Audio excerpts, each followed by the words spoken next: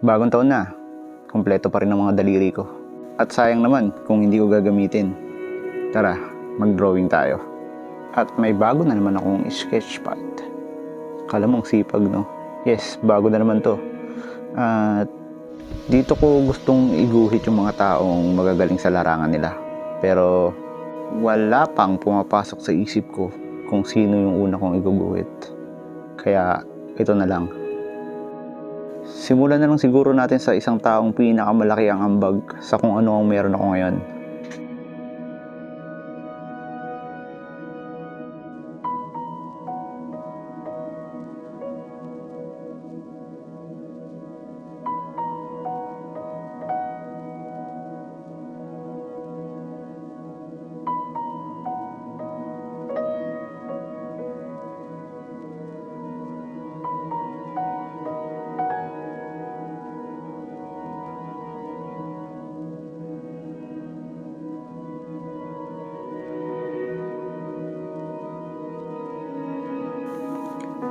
Isang taon na naman lumipas.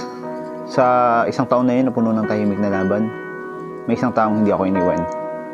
Hindi siya palaging malakas pero palagi siyang bumabangon kahit pagod na. Kahit pagod na, tuloy pa rin. Salamat sa bawat araw na pinili mong magpatuloy kahit walang kasiguraduhan. Sa bawat pangarap na patuloy mong inalagaan at inilaban.